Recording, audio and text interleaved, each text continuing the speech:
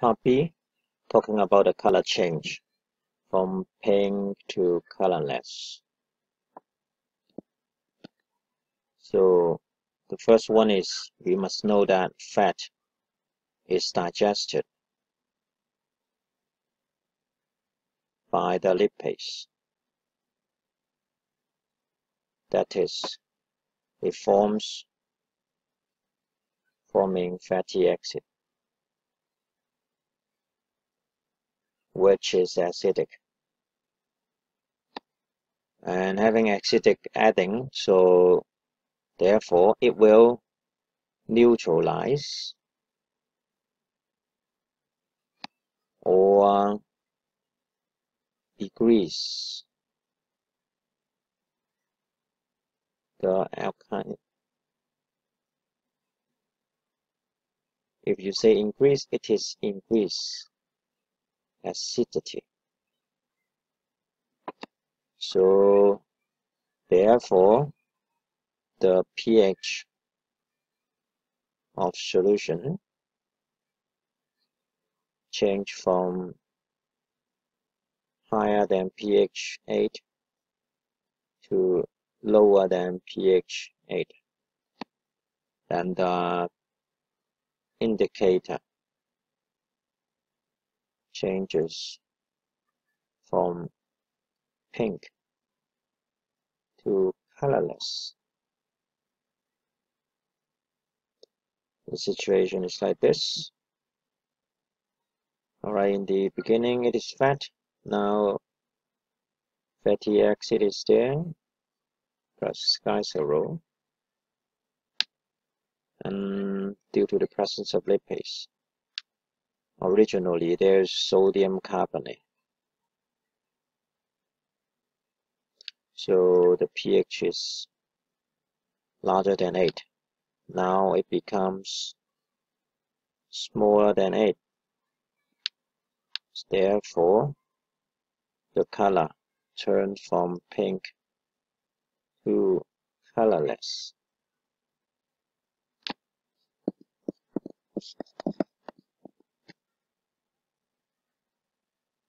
Part C, the effect of temperature on the rate of fat digestion by lipase. So that is digestion of fat,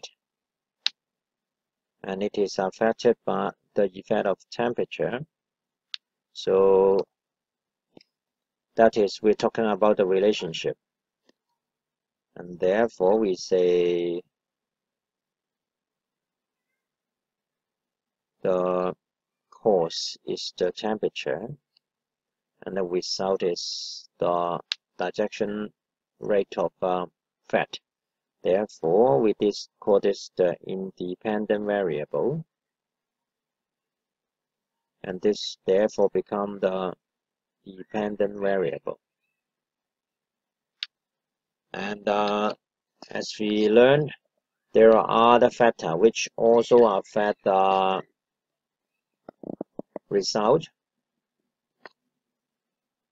What are the factors that will affect the result? For example, it is the lipase that will affect it, and it is the fat itself that will affect it. What are the physical conditions? For example, the concentration and the amount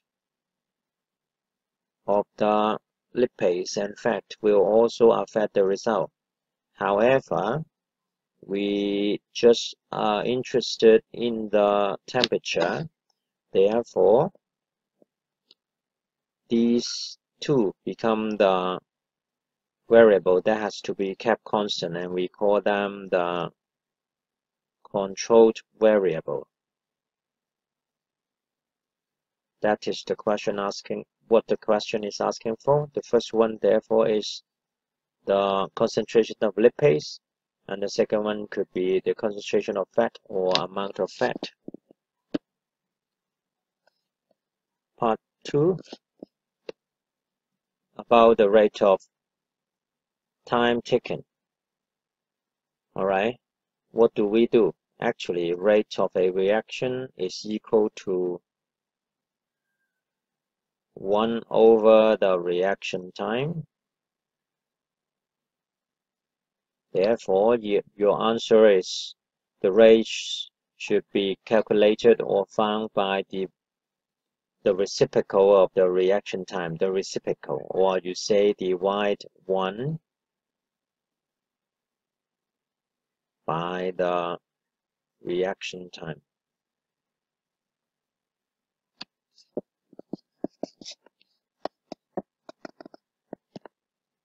Part 3, we talk about the effect of temperature. So since it is lipase, alright, lipase is an enzyme. So whenever we talk about enzyme, when we have to draw the reaction curve, it must be a curve because it is biological and smooth change. And don't forget there must be an indication on the optimum temperature. And there are two factors. Number one, what happens when it is at low temperature? Low temperature, low activity. And then also at very high temperature, it is also low activity. Therefore, in your curve, there must be an indication between somewhere here, which indicate the optimum temperature, which is around maybe 40 to 60 degrees Celsius. And so it is very low at 10. Therefore, it is something like this. And then it comes down. All right. And what is missing here in this diagram is maybe, all right, temperature here. And the unit is degrees Celsius. Question 3. First of all, in the diagram, we must know there are different structure, and these are the epidermal cell, and these are the stoma or stomata. All right. So how many stomata are there? 1, 2, 3, 4, and 5.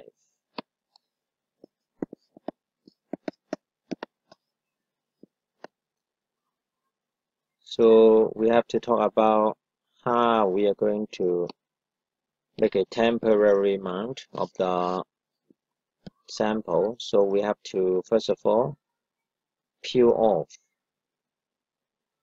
the upper epidermis.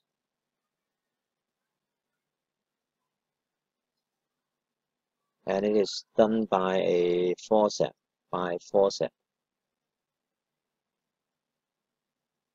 And then we add a stain on it.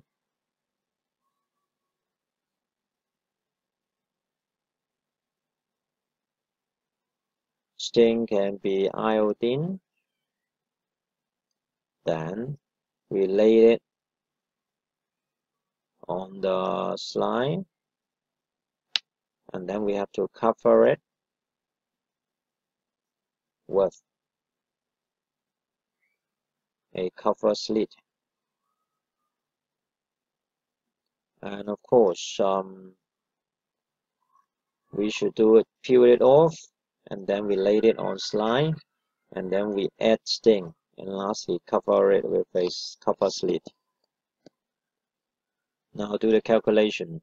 There are 5 of the stomata there, so we have 5, and the area, actually the area of a circle is calculated by the equation of pi r squared. So the r radius is 0.5 divided by 2 and the square of it, and then times pi.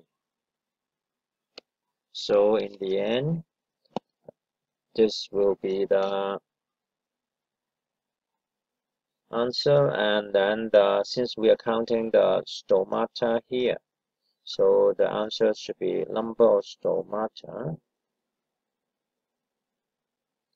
over, here is mm, So it would be mm squared. This part of the question asks for the compare the density. Alright, compare the density of the upper and lower epidermis. And then you have to explain the significance, that is why this pattern occurs when the sunlight comes from the above. So the first part is you compare.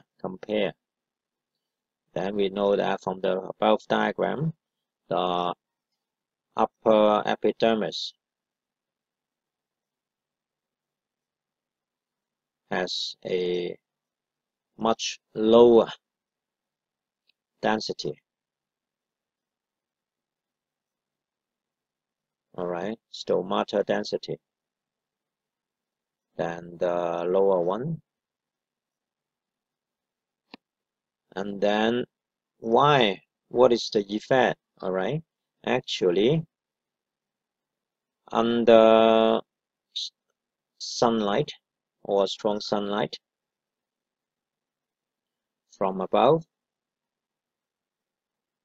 the temperature will increases. When temperature increases, this will lead to high evaporation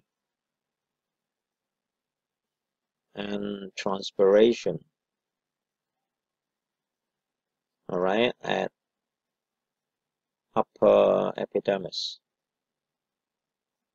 So having this, then we know that the low stomatal density on upper epidermis has a significance of preventing excess water loss under sunlight.